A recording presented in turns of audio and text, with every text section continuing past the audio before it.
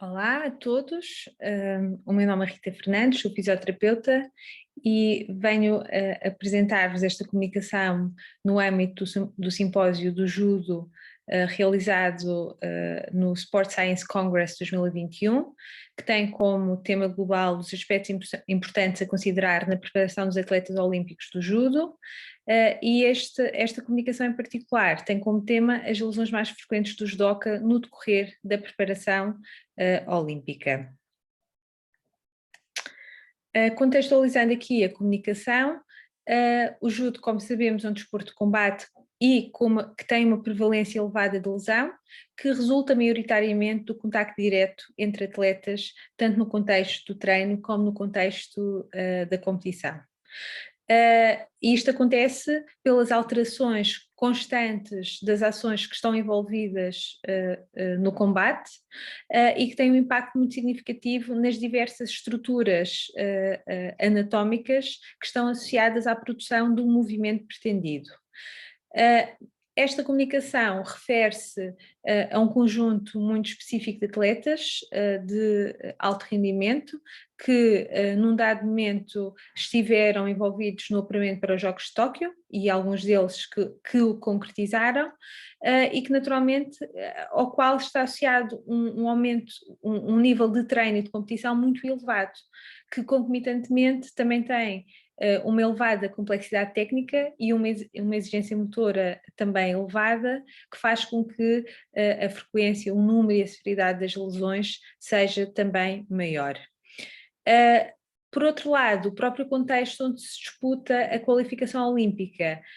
nomeadamente no que diz respeito à frequência e à exigência do calendário internacional, é por si só um potenciador do próprio risco de lesão. Por fim, e como não poderia deixar de ser, temos de considerar a questão pandémica atual, que interferiu com o apuramento, alterou o contexto e as condições nas quais os atletas realizaram o seu apuramento e que também, de alguma forma, teve influência no contexto das lesões apresentadas por este grupo de atletas. Eu vou dividir esta caracterização das lesões entre o período pré-Covid e pós-Covid, e para isso selecionei dois períodos no tempo no decorrer do ciclo. O primeiro período, que é o pré-Covid, refere-se ao período compreendido entre janeiro de 2019 e fevereiro de 2020, para termos uma ideia do quão exigente é o dia-a-dia competitivo e de treino destes atletas. Portanto, neste primeiro período pré-Covid, nestes 13 meses em análise, estes atletas realizaram em média 20 provas, desde campeonatos do mundo, campeonatos da Europa, Grand Slam, Grand Prix e Masters. Realizaram cerca de 29 estágios, dos quais 19 foram no estrangeiro e 10 em Portugal, e para além disso, e sempre que se encontravam em Portugal, tinham 2 treinos semanais realizados em Lisboa e um em Coimbra para os atletas que fossem dessa região. Isto prefez um total de 303 dias entre estágios, competições, viagens, no decorrer destes 13 meses. No pós-Covid, ou melhor, pós primeiro confinamento, a equipa retomou a sua atividade em junho de 2020 e agora, portanto, este período de caracterização refere-se exatamente entre junho de 2020 e julho de 2021, portanto, o momento atual. Neste período, o número de provas foi substancialmente menor, portanto, foram realizadas 20 provas, menos de metade do que aquelas que foram realizadas no período prévio. No entanto, foram realizados 53 estágios, todos nacionais. E estes 53 estágios, portanto, o que fez com que a quantidade de dias de treino também fosse eventualmente diferente daquela que foi apresentada no slide anterior. Este deu um total de 248 dias entre estágios, competições e viagens também, sendo que aqui naturalmente o impacto das viagens e das deslocações foi bastante menor comparativamente com o período prévio. Eu agora vou apresentar aqui um conjunto de características das lesões nestes dois períodos, começando aqui pelo total de lesões que foram registadas entre janeiro de 2019 e fevereiro de 2020, portanto um total de 93 lesões, e como podemos ver aqui por este gráfico, lesões lesões essas que de alguma forma são bastante abrangentes no contexto das várias estruturas anatómicas. E de facto isto é uma das características das lesões desportivas no judo, tem uma abrangência muito grande, a modalidade faz com que qualquer uma das estruturas anatómicas possa de facto ter um risco de lesão bastante elevado. Naturalmente, mesmo assim, algumas têm um risco maior e de acordo com os dados que nós obtivemos, de facto, o tronco inferior, a coluna e em particular a coluna lombar e a bacia, com 32% são as regiões que mais contribuíram para este número total de lesões. Segue-se a região do ombro e da cintura escapular, e depois então a região da coluna cervical, do cotovelo e do joelho. Portanto, estas foram as regiões anatómicas mais envolvidas em lesões no período de 13 meses em análise pré-Covid. Depois, em relação ao impacto destas mesmas lesões, ou seja, os mecanismos associados e eventualmente algumas das estruturas envolvidas. Aquilo que nós identificamos foi exatamente que dentro dos mecanismos o entorse e a contusão são os dois mecanismos mais frequentes em termos das lesões que aconteceram e em particular o entorse. Portanto, com 31%, e que de facto as lesões são maioritariamente articulares, portanto, o que fará sentido quando observado a prevalência deste indicador, mas também temos aqui como, em termos da estrutura envolvida, temos aqui as lesões musculares causadas por tensão ou sobrecarga muscular, como com um contributo muito grande para o número total de lesões, contribuindo em 42% do total de lesões, portanto estamos a falar de um contributo muito grande. As lesões por sobrecarga tendinosas, tendinopatias, também têm aqui um contributo mais ligeiro, mas também surgem aqui de alguma forma destacadas comparativamente com as restantes. Agora, no período compreendido entre junho de 2020 e julho de 2021, portanto, quando os nossos atletas regressaram à atividade depois do primeiro confinamento, tivemos um total, e até julho de 2021, portanto, até à data atual, tivemos um total de 179 lesões, mais uma vez, com uma distribuição muito genérica no contexto do corpo humano. No entanto, mais uma vez também com algumas regiões bastante mais afetadas do que as outras. Mantém-se a grande abrangência por parte do tronco inferior e da coluna lombar e da bacia. No entanto, a região que demonstrou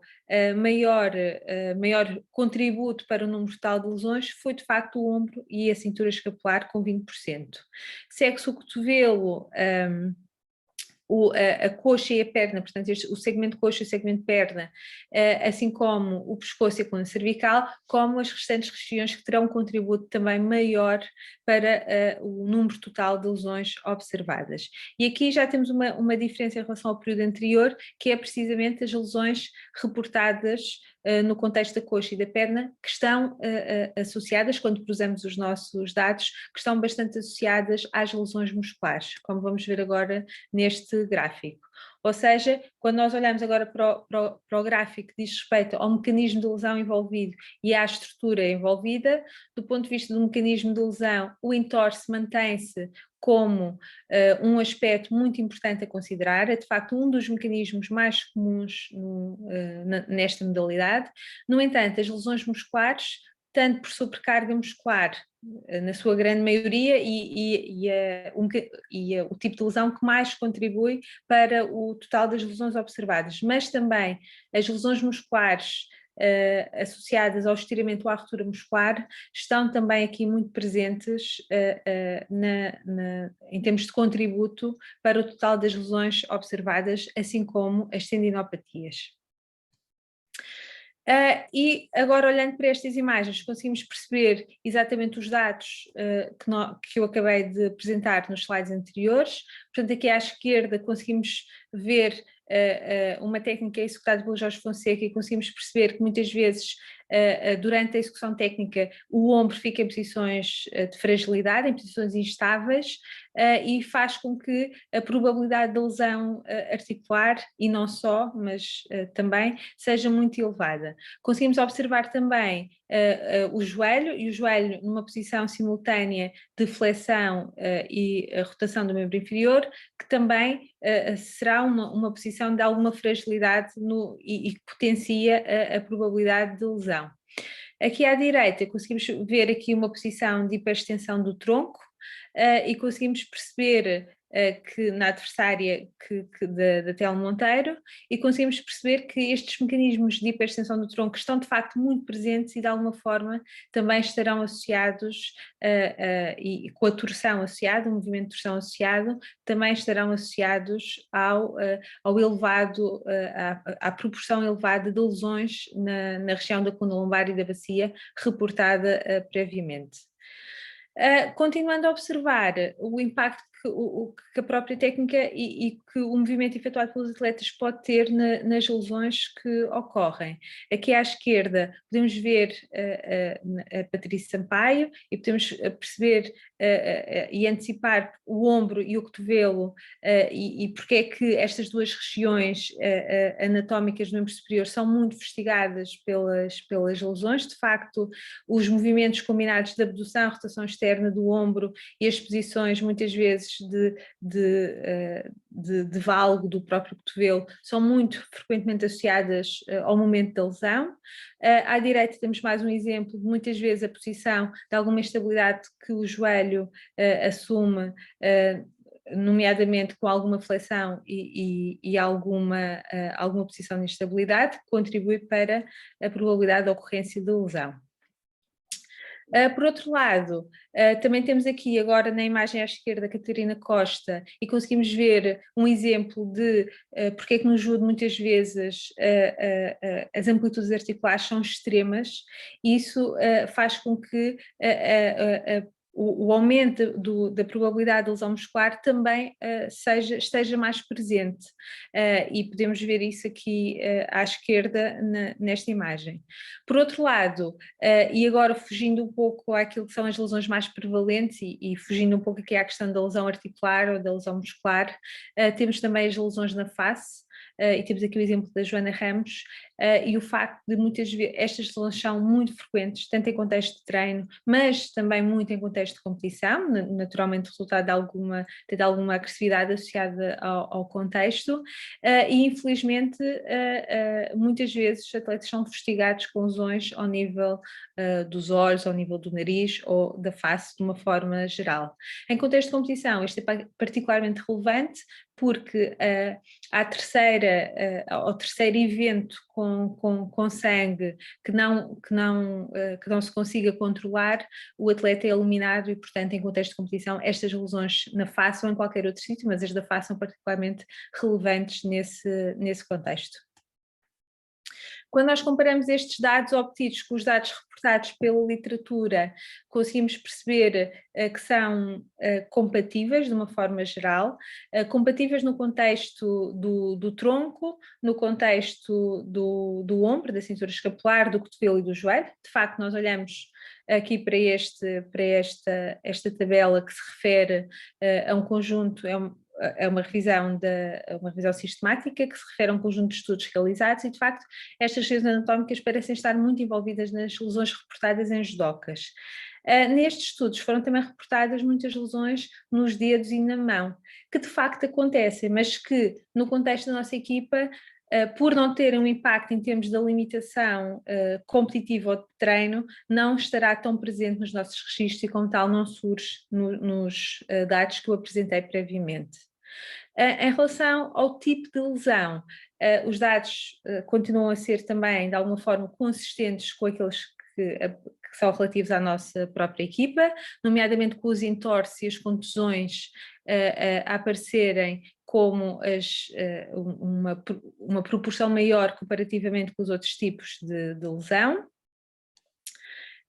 e tanto nos atletas masculinos, que era ao que se referia a tabela anterior, como em relação às atletas femininas que foram consideradas nestes vários estudos.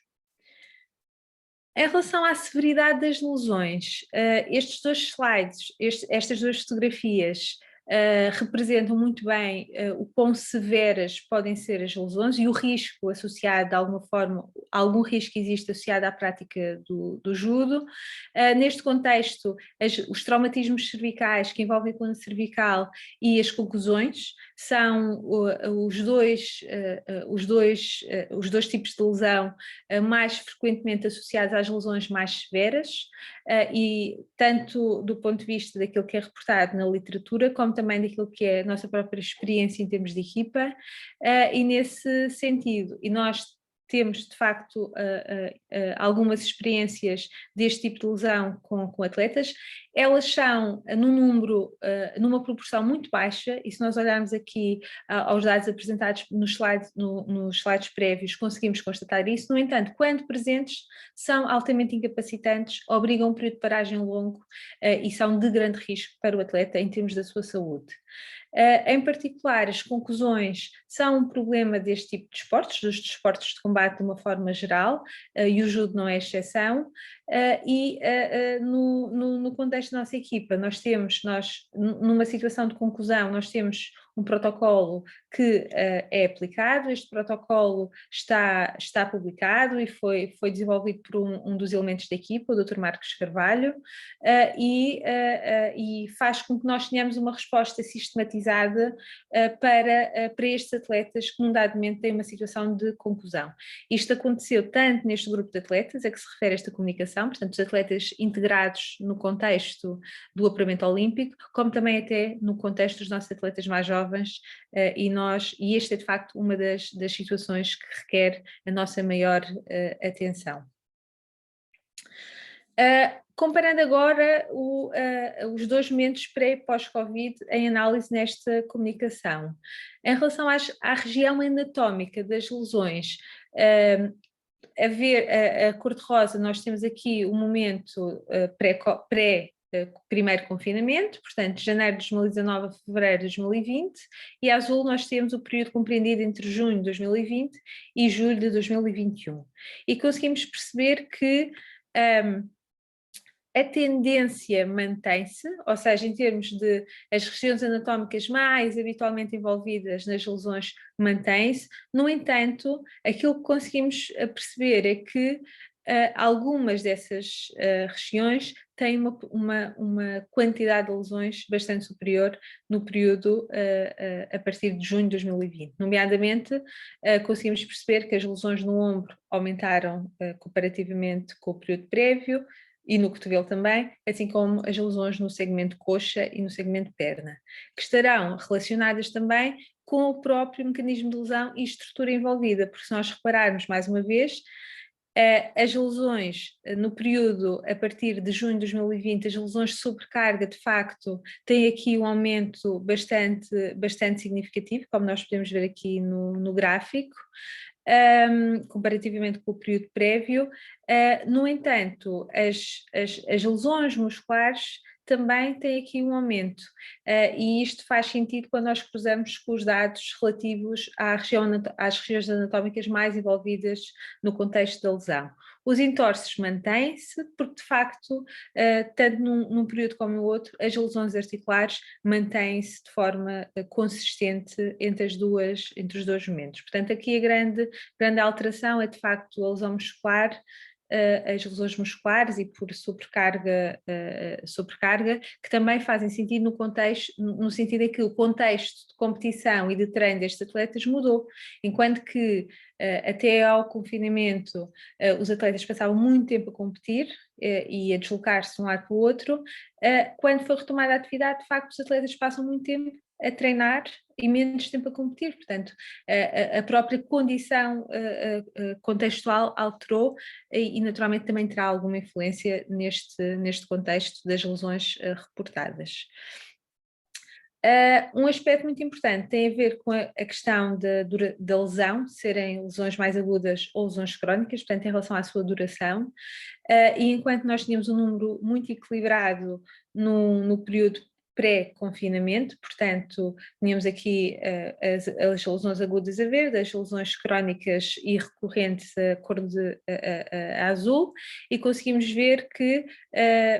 entre janeiro de 2019 e fevereiro de 2020 o valor é semelhante, e conseguimos perceber que o número de lesões agudas neste grupo de atletas aumentou de facto a partir de junho de 2020. E também aumentou o reporte das situações crónicas, o que também faz sentido na medida que nós temos uma equipa com alguma longevidade. Alguns dos seus elementos são atletas já com alguma longevidade, que têm um conjunto de lesões prévias e que requerem acompanhamento, e isso, portanto, de alguma forma, um ciclo com 5 anos tem impacto, nomeadamente na questão das lesões crónicas, e nós temos observado isso precisamente. No contexto do impacto ainda da lesão e da severidade, dizer que a maior parte das lesões reportadas e que eu apresentei tiveram um tratamento conservador. No entanto, neste grupo de atletas que nós estamos aqui a falar, um grupo muito restrito, 5 deles foram alvo de, houve 5 situações de tratamento cirúrgico. Portanto, aqui é um aspecto relevante no contexto geral de um apuramento olímpico. Portanto, adicionou aqui claramente dificuldade à dificuldade já expectável do próprio processo. Por outro lado, dizer que mesmo dentro do tratamento conservador,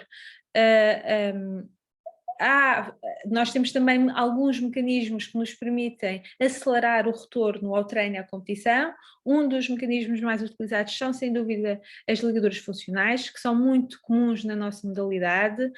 fazem parte do dia-a-dia, fazem parte da preparação para o treino e são muito importantes porque permitem um retorno mais precoce do atleta, tanto ao treino como à competição, e também mais seguro, principalmente, e neste caso, principalmente no contexto das lesões articulares, que é um dos contextos com maior impacto do ponto de vista da lesão desportiva neste conjunto de atletas.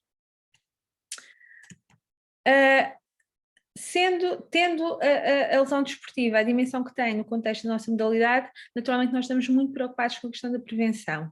E a questão da prevenção aqui acontece a 2 níveis.